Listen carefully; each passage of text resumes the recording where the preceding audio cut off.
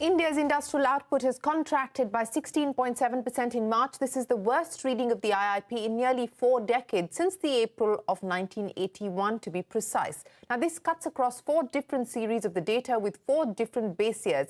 The number is shocking because the lockdown only started on the 25th of March. The government did clarify in the press release that data collection was hit because many of production units that usually report data have perhaps not been able to give the data due to the lockdown. The response rate has also been lower than usual, as some of these units are yet to resume operations. That is what the government says. It's also said that the IIP estimates for March are likely to undergo a revision as more data becomes available, and that these changes will be incorporated in subsequent releases. Let's go across to Lata now for more on the IIP data for March as well as the retail inflation data for April. Lata, IIP coming in at a 4-decade low, I guess expected to an extent given the impact of the lockdown, but it only started on the 25th. Also, the government saying that, look, the data response has been slower than usual, so we are likely to see this being revised upwards. Well, possibly, but the intensity of the contraction was not expected by any of the economists we polled. Our poll threw up an average of about 6 to 8%. So an industrial contraction of 7% was on the cards, not 17%.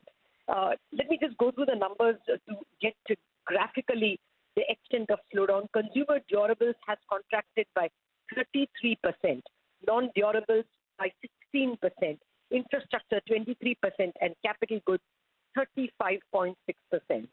Now, while I take your point that the country was locked down only from March 24th, Maharashtra and Karnataka, the 2 industrialized states, started locking down certain key areas a little earlier.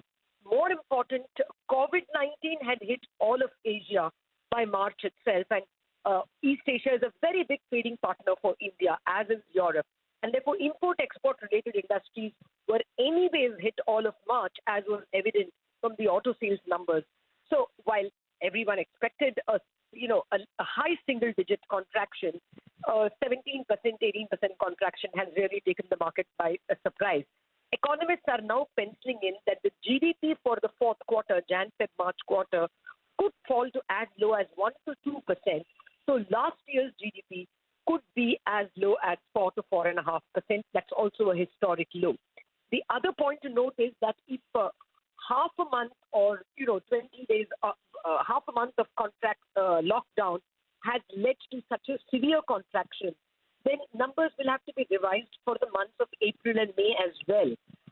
Chances are now more economists will move to FY21 GDP towards a -4 or -5%. Nomura was an outlier so far, with more people lying around the 0%. Now, a bunch of economists whom I have polled, HSBC has already gone to -3%, and now even the state banks and the ICICI Securities and other economists are moving towards the 4 to 5%, -4 to 5% GDP for the current year. Was not unexpected because I think if you look at some of the micro data that was available a couple of days back, steel production down by 23%, auto production down by -45%, and exports down by 35%. So that was pointing towards a decline, deep decline in industrial production, although the PMI was indicating above or close to 50. So I think PMI is not a reliable indicator as far as I think industry is concerned. And as far as GDP is, I think it will shake down the GDP quite a bit. The food side is likely to ease out in the coming month, which necessarily means if the deflationary pressure on the consumption side or more the core side continues, we can definitely see sort of inflation going down faster in the months ahead. Of course, it depends on what is the type of stimulation that the government is able to do and whether it actually leads to a consumption behavior faster than we are currently expecting at this point in time. Inflation can go all the way down to a 2.4, 2.3% by the end quarter of the financial year.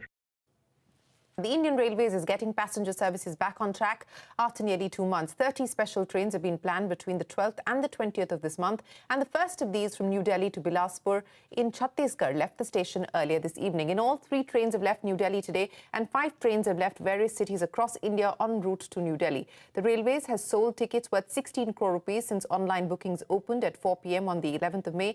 Railway officials said that a total of 3,461 passengers had reservations in the 3 trains which left Delhi today. Here's how day one of the resumption looked like across India's major cities.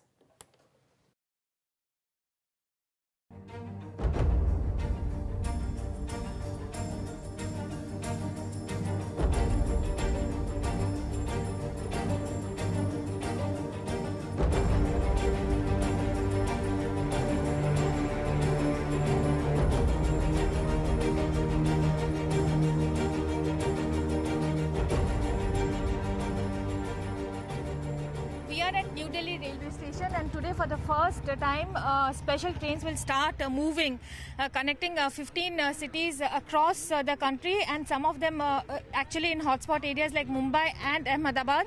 At this very gate there will be counters which will be set up both for screening and sanitization. A team of doctors will also be present. इस वक्त police की तरफ से ये लाइनें लगवाई जा रही है। सोशल डिस्टेंसिंग का लगातार पालन हो, इस बात का भी खास ध्यान रखा जा रहा है। थोड़ी थोड़ी दूरी पर सभी को खड़ा कर दिया गया है। सब अपने सामान के साथ हैं।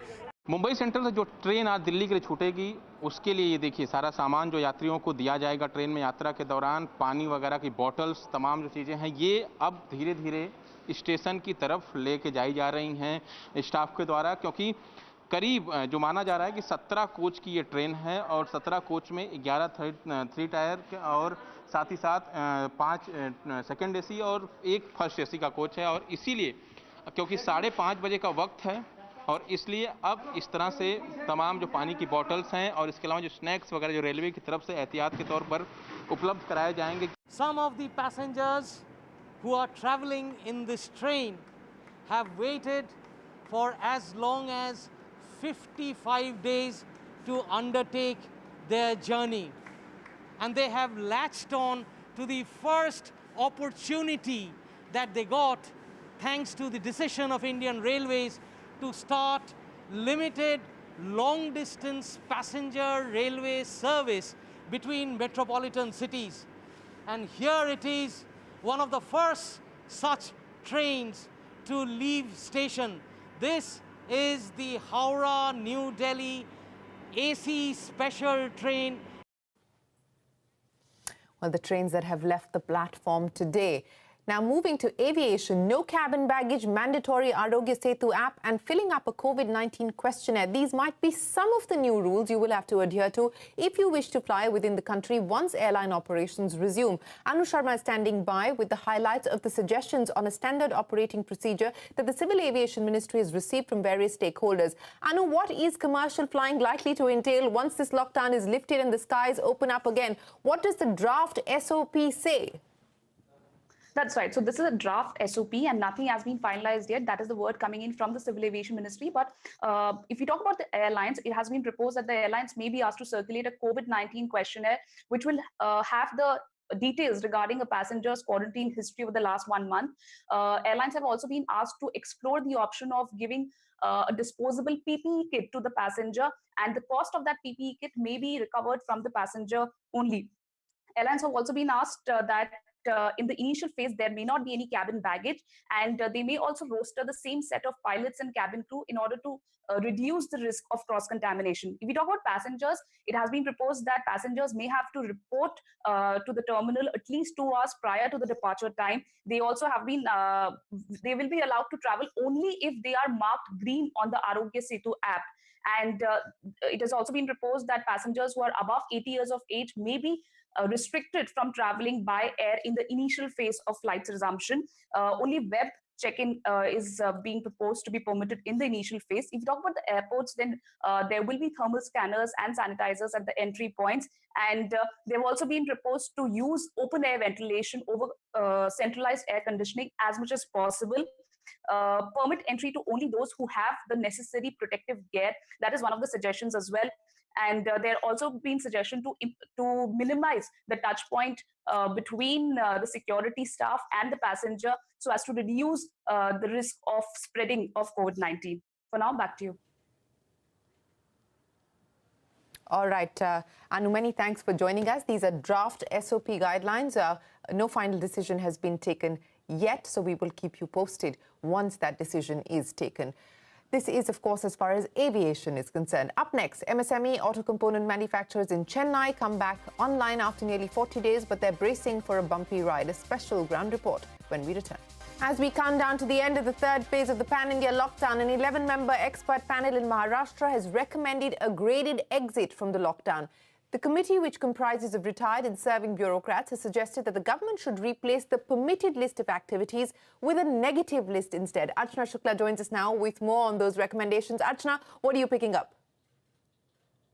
Well, yes, CNBC-TV18 has accessed the report submitted by an expert panel to the Deputy Chief Minister-led Cabinet Subcommittee. This report will be tabled in the next Cabinet meeting and talks about ways in which the state government can look at reviving economic activity now that the lockdown phase is slowly getting over. The biggest thing that they highlight is a clearer communication from the government on what activities are not allowed. So they suggest the government issue a smaller list of negative activities versus issuing a list of permitted activities to avoid any confusion for business, our industry, and avoid any flip-flops in policies like we've seen in the previous weeks. They're talking about opening up non-containment zones and looking at opening transportation in safe zones, issuing faster passes, utilizing technology to bring transport and supply chain back on the roads to help industries.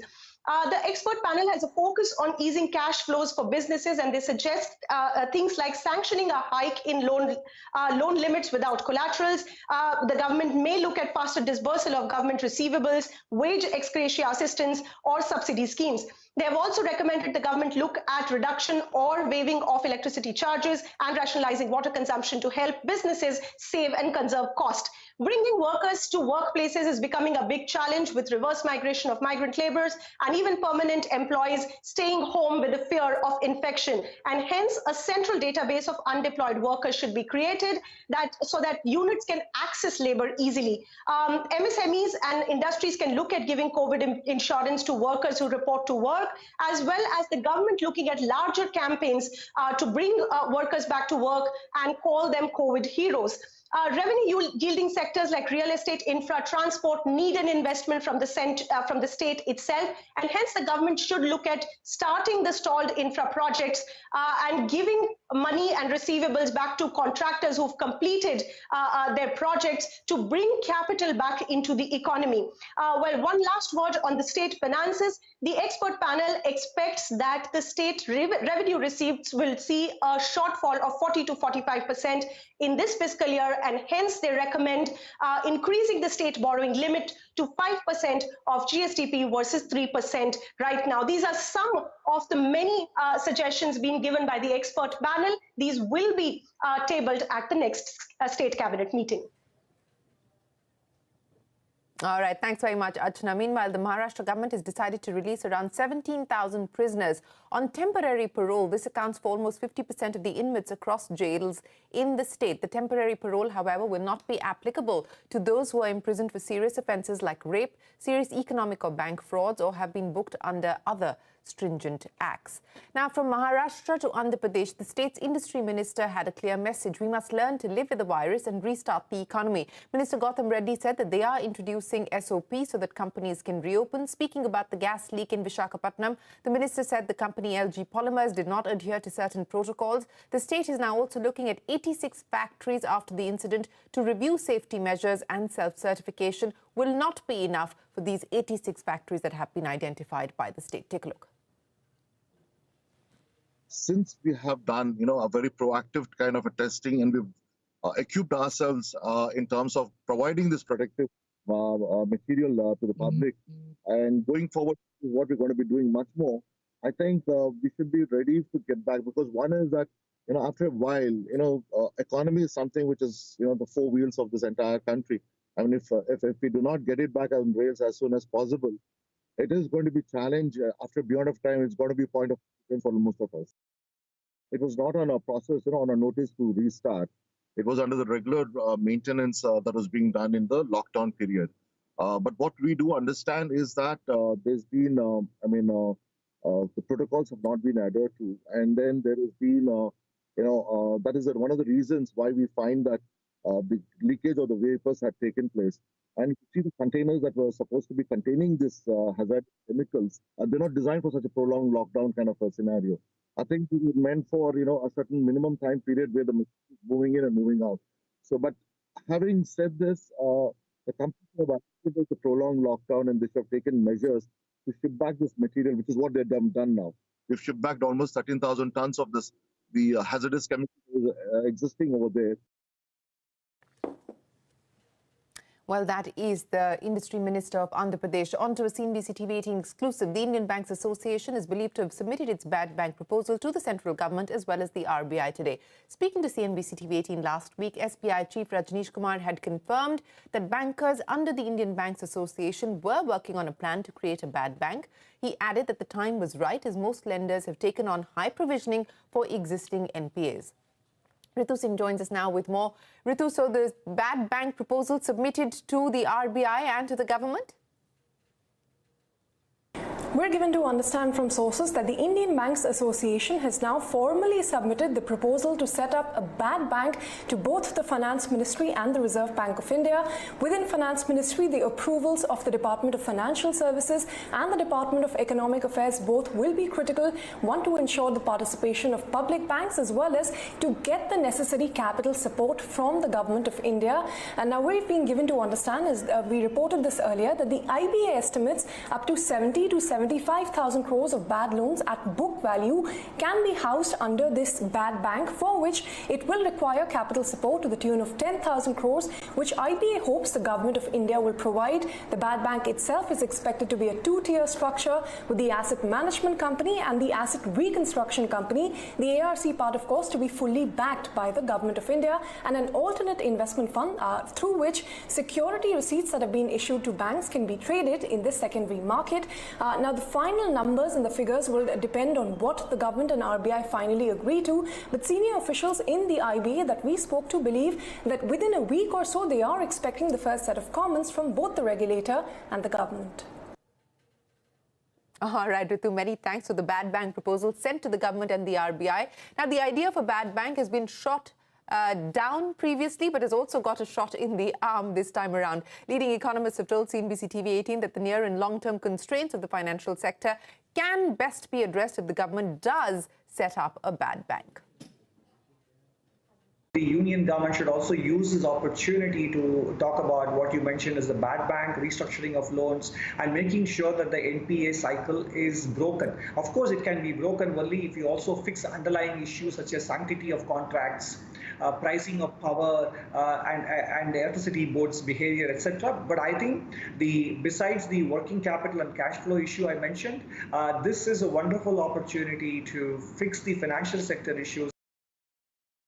I think we also need to start planning about, how to deal with the bad assets that the financial sector is going to accumulate. We cannot allow and wait for growth to take care of the NPA cycle anymore. So whether it's a bad bank solution, a comprehensive solution for the financial sector needs to be also thought about. Private sector balance sheets will be in a much weaker position and therefore not in a position to actually support capex.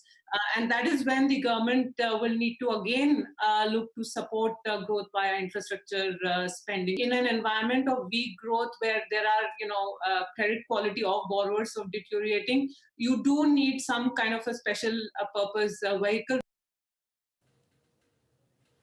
Well, that's the opinion coming in on a bad bank. After being shut for almost 2 months, auto giant Maruti has restarted partial production at its Manesar plant. Chairman R.C. Bhargav told CNBC-TV18 that the supply chain still remains a challenge and the company is looking at a modest start in the month of May. He also added that the auto industry could see a 20 to 25% decline in sales in FY21. Echoing similar views, Deepak Jain, president of Auto Component Manufacturers Association, or ACMA, said that the situation remains challenging until all elements of the supply chain are ready and working. Take a look.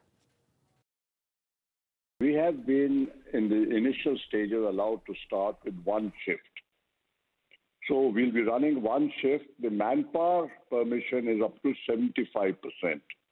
The supply chain is still not absolutely firm because you don't know when some company will have to close down because it comes into a containment zone. These things are in nobody's control. So looking at all of that, we are making a start in a small way with a limited number of models. And at least in the first month, the volumes are, we don't even have a target actually. But it's likely to be quite a modest volume in the month of May. There are industrial auto states. I think there are about 5 major industrial auto states: Maharashtra, Haryana, Tamil Nadu, Karnataka, Gujarat, and also Uttarakhand. I think these probably would be more. Of course, we have Jharkhand in the east as well. Now, all of them actually has given some relaxation to the industry to start. Until and unless each one of us is ready and capable, there will be always a start and a stop scenario. And that's the worst case scenario for industry. Well, concerns being raised by the auto sector saying that the entire supply chain needs to be up and running. Now, as the nation begins easing restrictions on what has been the world's largest and most stringent lockdown thanks to the COVID pandemic, Tamil Nadu's automotive components industry has begun reopening plants. However, an already sluggish auto industry crippled by the lockdown isn't making things any easier. Jude Saneth visits some of these plants outside of Chennai to take stock of the damage and the road to recovery.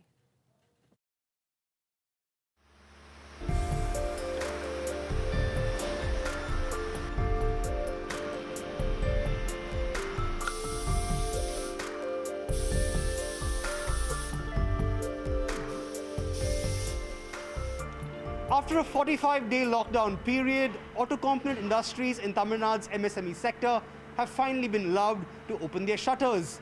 But is there a cash flow and a demand problem that exists within these industries even after they've been allowed to reopen? Join me as I find out.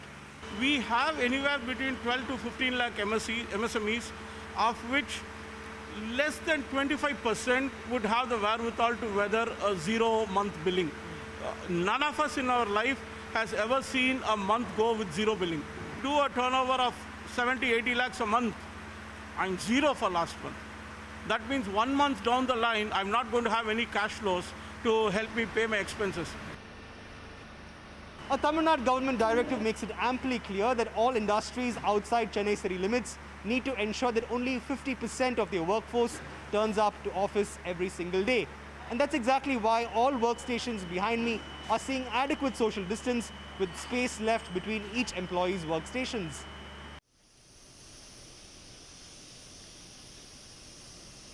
Although the Tamil Nadu government has allowed for all industries outside the greater Chennai city limits to operate with 50% workforce, the fact remains that most plants, much like this tire factory, have seen only 20% of their workforce turn up to work. The reason, they say, is simply the fact that almost all of their employees aren't being allowed to venture outside their homes on account of the large spread of containment zones in the city of Chennai.